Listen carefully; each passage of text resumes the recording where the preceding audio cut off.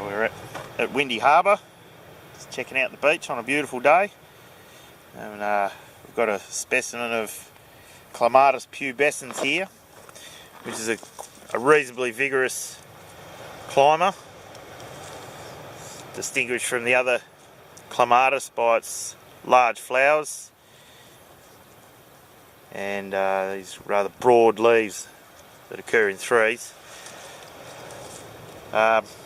You can eat the root system of these, or they're rather hot though, rather hot. And if you come up here, we've got this Lepidospermum gladiotum, which is something I showed Ben yesterday, which has an edible flower base.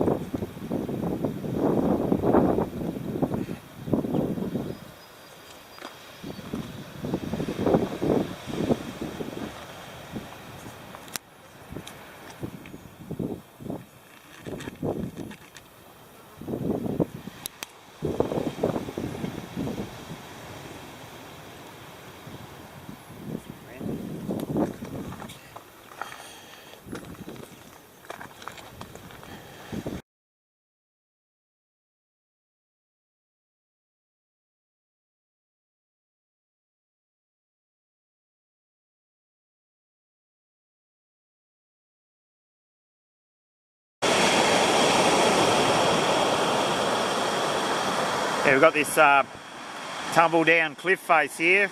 We've had the slow and steady erosion of the face. And you've got this rounded boulder here, which is quite undercut. You see that wave just going under it. And then we've got this vertical boulder.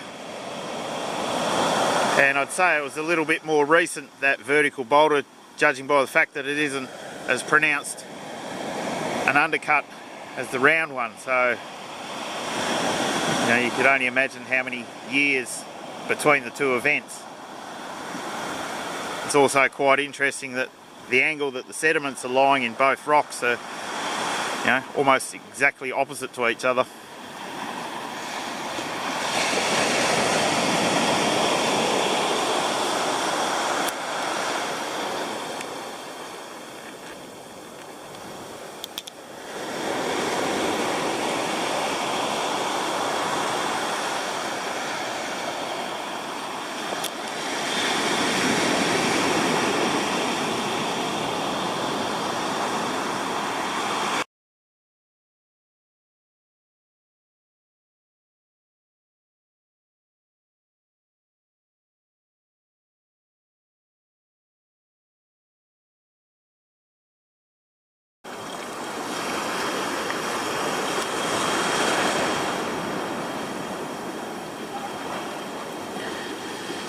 And out there we've got the Lewin Current. Yes. Yeah, it's only just come around the corner. It's southwest of WA and it's heading to the east from here on. Still has a heavy influence. It's still reasonably warm, reasonably nutrient poor. And from here on it'll head across to Tasmania. Whether it makes it there or not every year is a matter for global climate to decide.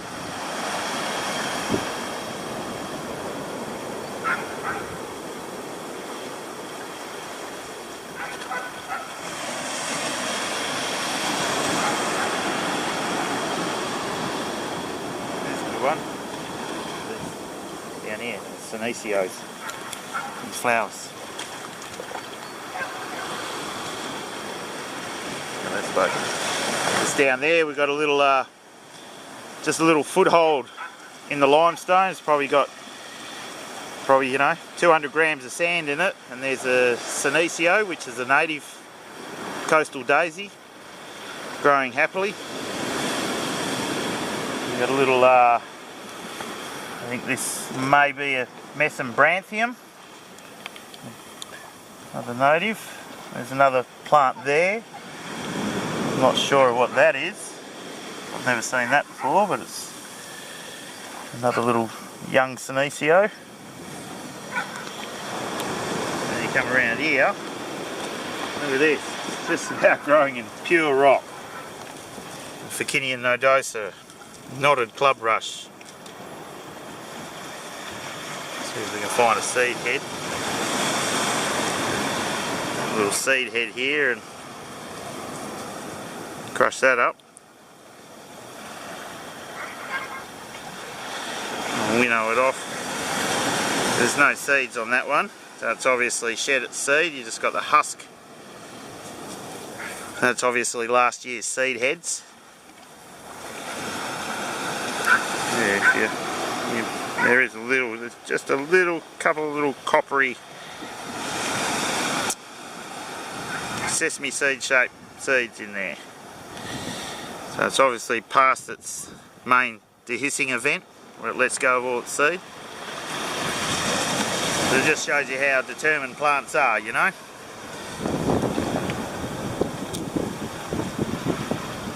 And adaptable.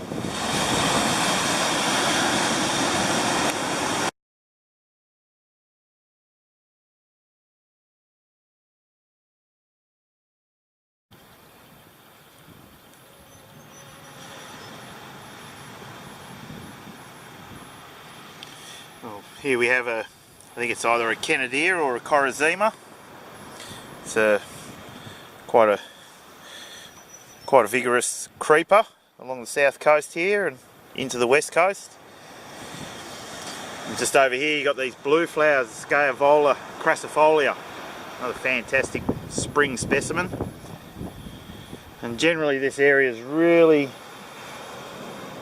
well populated with natives, but the thing that strikes me, well, the thing that has got my main focus is things like this purple daisy, which is a introduced weed.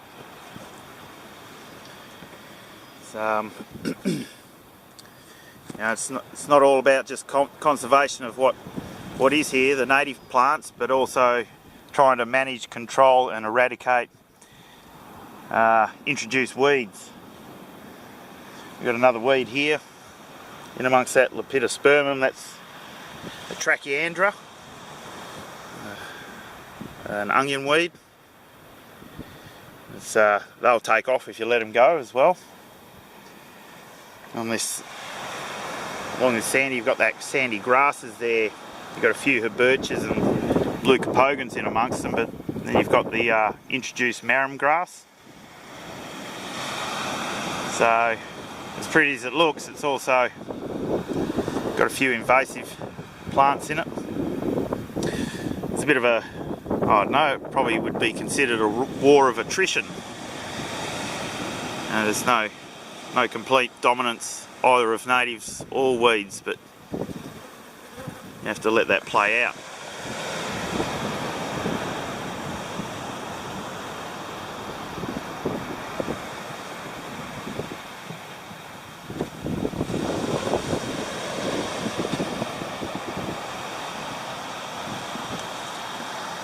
It's a bit more dominated with natives here. It's probably started there behind us, and you know, being a bit of exposed ground.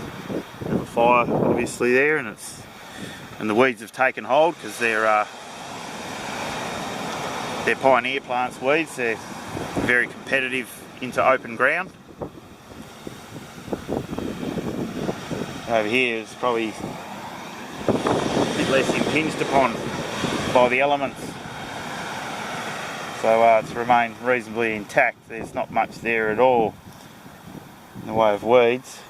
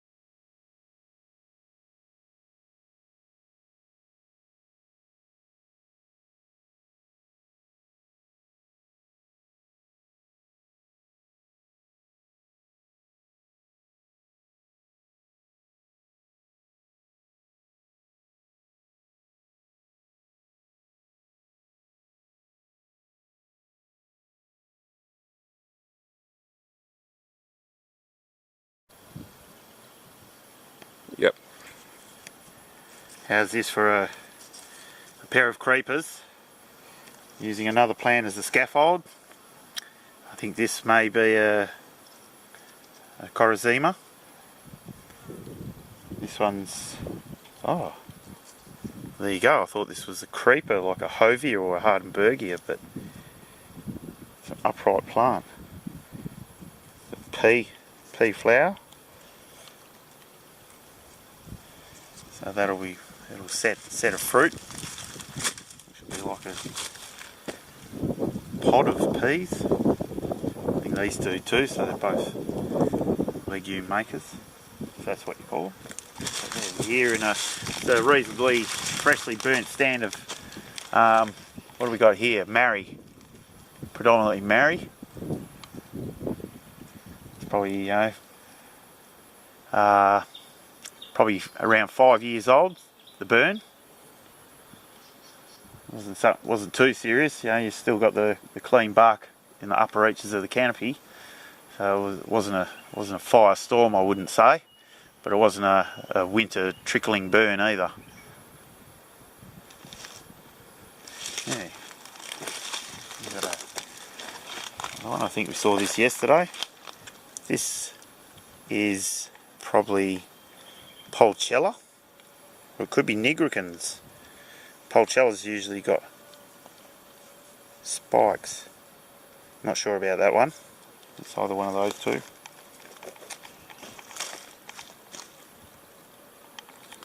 It's fantastic. This place is just full of places like this.